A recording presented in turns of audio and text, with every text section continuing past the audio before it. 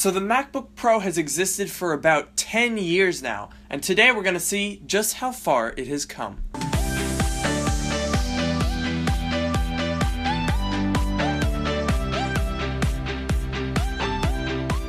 In their 2016 keynote event, Apple compared the new MacBook Pro to the original PowerBook that was released 25 years ago. But I don't think that does this machine justice. I mean, just look at the PowerBook. Look at it.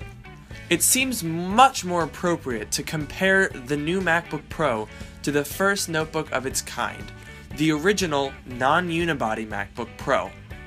First off, the obvious. The original MacBook Pro is a beautiful laptop in my opinion. Its design, first introduced in 2003 on the PowerBook G4 aluminum, is still as fresh as ever, but compared to the absurdly thin and light contours of the latest MacBook Pro, I think it's safe to say Apple's styling has improved since 2007.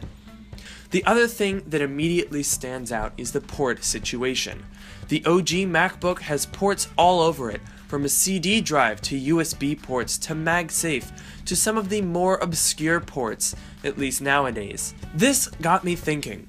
This 10-year-old computer has an express card slot. It has a built-in DVI port. It has 2 different types of FireWire ports. When was the last time you wanted to use an express card slot on your computer? There is something to be said for so-called future-proofing. The new MacBook Pro with its 4 USB-C Thunderbolt ports may be an inconvenience now, but in 5 years when your friends bemoan the uselessness of their old, outdated ports, you may have the last laugh. But enough about that. Let's talk specs. The MacBook Pro was a very important step for Apple, as it was the first Mac with an Intel processor. The MacBook Pro I have here is the 2007 update with the 2.4 GHz Intel Core 2 Duo, the Mac's upgraded 4 GB of RAM, an NVIDIA 8600 GT with 256 MB of VRAM, as well as an upgraded 600 GB hard drive.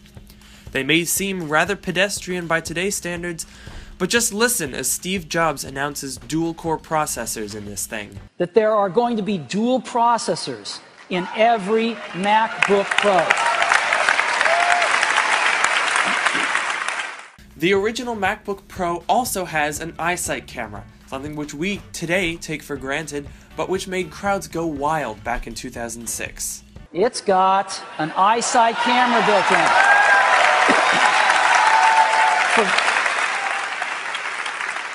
When we compare these computers side by side, it really is amazing to see what 10 years will do.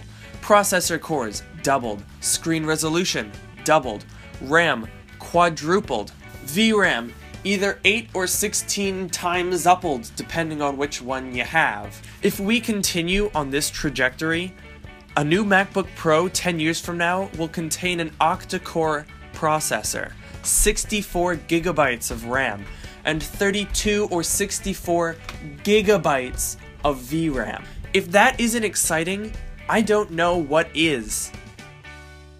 So thanks guys for watching this video.